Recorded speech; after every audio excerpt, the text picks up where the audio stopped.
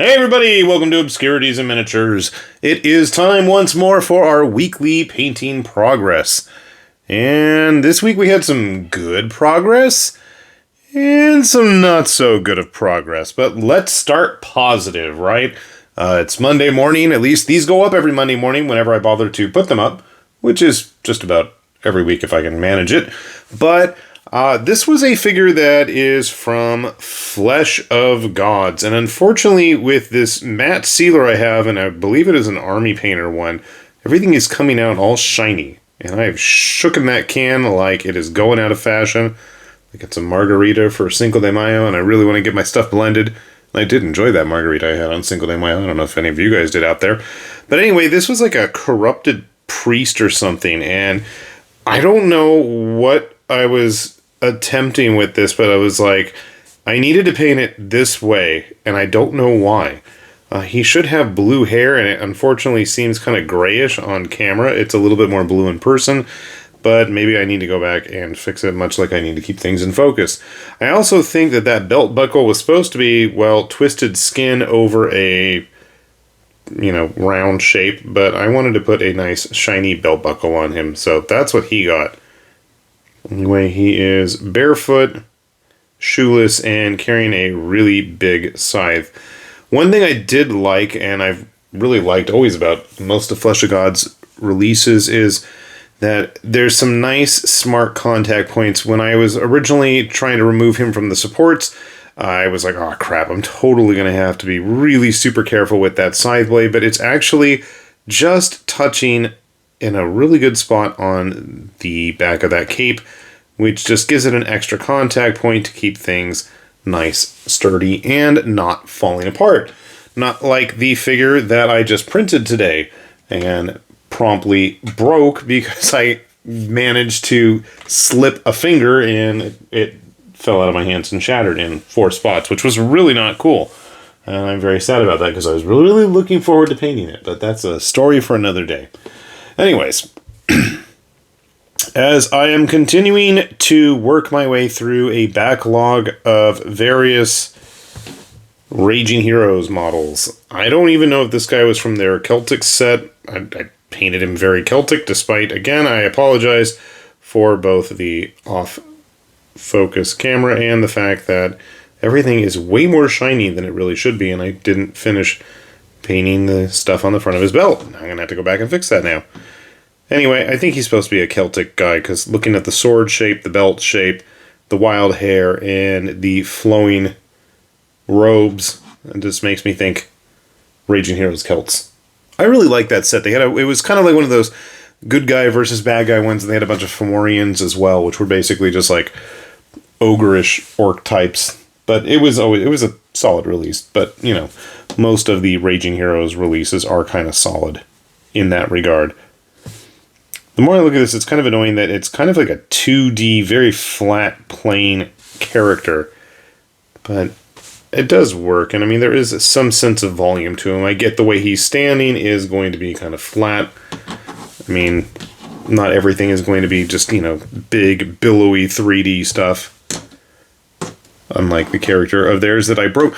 They had these really nice new sea elf underwater fish peoples for the month of May from Raging Heroes, and there was this one with this really nice looking big giant scythe pole arm thingy, and I totally dropped it. And I'm really pissed about that. And normally I would fix it, but we'll talk about that later. Also, speaking of Raging Heroes, we've got another of the Jailbird models here. And again, way more shiny than I wanted. But since I am on a limited time constraint, I do need to get this filmed, and I have a bajillion other things to do, which we'll also talk about in a little bit, because it's not as important as the models, but she is basically done. Where I put the other one with the big punchy fists at this point, I don't know. I was trying to clean and organize before we went off on vacation, and I don't know where I put her now. But that is a me problem. Actually, other than the super duper shine, which, I mean, I guess I can live with it, I had a tough time trying to discern stuff going on with her, like that left hand of hers, I can't see any details there. Maybe I put too much primer and just globbed it on. I know I didn't put too much paint. I did try to thin it down. Thank you very much. Maybe it just wasn't the best print job, which is entirely possible, but I did try to at least get her finished. It makes me want to dig out my old Jailbirds from the original Toughest Girls in the Galaxy. I still have some laying around in my garage, and you know what? Maybe this summer would be a perfect opportunity to dig into some of that stuff. If you guys actually want to watch that, by all means, let me know. I would be more than happy to oblige you then in that regard. All right, I think that's all the Raging Hero stuff I had this week. Next up, because I can't get enough of these void-crafted drones from Piper Makes, we've got a nice floating... What were these? These were the Luminora, I believe? I probably should have gone back and done something with the hand. It's kind of light on details. Let me see if it even matches my other... Okay, that's what I thought. I thought I painted their hands gray. Guess I'm going to have to go back and fix that. That's okay. I also feel like I should probably have some more gold on the head, but that's easily fixed. I've painted about at least 3 or 4 of them now, and I'm working on a 5th one. And then I'm going to move on to the big, huge lore car or whatever they were called. And man, oh man, if you guys haven't seen Piper's new dropship, if you want to call it a dropship, absolutely stunning. But that is the case for most of Piper's stuff. And again, if you haven't had a chance to check those out, I wholeheartedly encourage you to. Piper makes some of the coolest models, and I guarantee you are going to run out of resin if you start printing their stuff. But we'll have those links down below. So I am continuing to slowly but surely build up my Void Crafted forces, and I'm just wondering how I'm ever going to try and transport these. I don't think I could do an entire army. I'm thinking maybe like a nice kill team size squad, but they're just so fun. My other thought is doing a whole Frostgrave warband, except doing all Void Crafted stuff. And I think that I can handle, and I think transportation-wise that should be okay, hopefully. But I need to unveil the final model that I got done this week, and probably one of the worst ever, and I don't know what I was thinking, and I don't know what the sculptor was thinking, but I did it, and I'm going to have to live with the consequences. Why am I doing that to myself? I don't know. Yes, it is Tom Nook, and he is now going to haunt my tabletop for all time. Why would I do that to myself? I don't know. But he's here, and you know what he wants.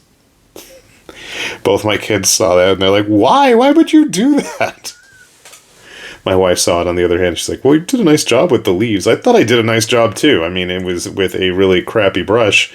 And you can see some are better than others, but I think I nailed the look all right. I would like to go back and at least do a little bit of darkening on his little badge there. But yeah, you can blame Erkman's Minis for inflicting Tom Nook upon us all now.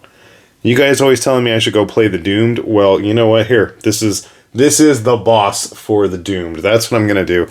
We'll have an Animal Crossing themed campaign. Or all Nintendo-related characters, I guess, as we try to stave off the apocalypse. That would be fun. But yeah.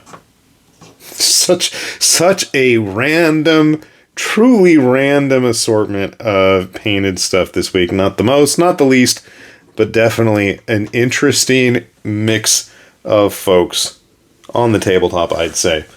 So, I said that was the good news. We got some stuff painted. The bad news is my printer has officially died on me.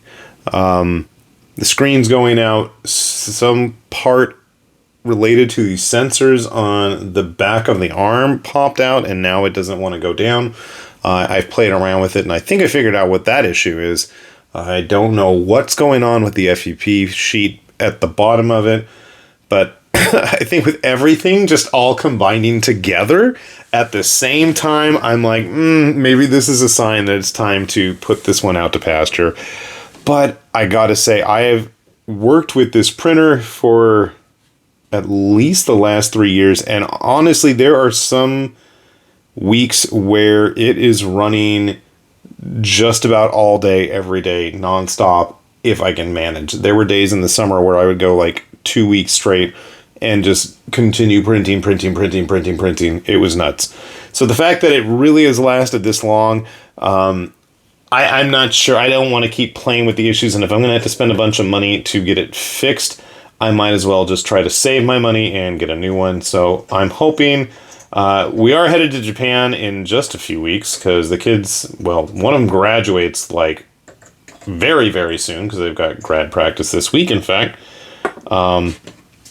And all of the various dinners and assemblies and celebrations are happening. So what I can get painted this next few weeks, I don't know, but we are going to be heading out soon. So we will have to postpone and put some of these painting progress videos on hiatus until about mid to late July, because that's about the time we're going to get back. And I don't want to make you think that, oh, this is like putting everything on hold or anything. No, I have plenty of stuff. I will try to film some stuff while I'm in Japan. And I have plenty of videos, like I said, already rearing to go and waiting. But my 3D printed output might be a little dwindling off for the near future, at least. But that's not that big a deal. It's not like I don't have boxes of figures, kits, models, mecha musume stuff. I'm looking at a stack of board game figures from like Shadows of Brimstone that I probably should get around to building and painting. So don't worry, there's plenty of content still coming. I know I was going to say, oh, my wife was like, you should put a link to the Patreon if they want to support. I'm like, I feel kind of guilty doing that, but what the heck? If you guys want to throw a buck or two our way, you know, hey, cool. That'll help cover the cost. One of the nice things about this channel is I actually have been able to get it completely self-sufficient and cover the cost of all the resins and the odd figure set that I purchase every now and then. So it is kind of nice in that regard, and I don't have to incur the wrath of the missus for overspending on my ridiculous hobbies all the time. Every now and then, give or take. But anyways, we'll have those links down below, as we usually do. And with that said then, this has been High Lord Tamberlane with Obscurities and Miniatures saying thanks for watching, and we'll see you back here soon. Bye-bye!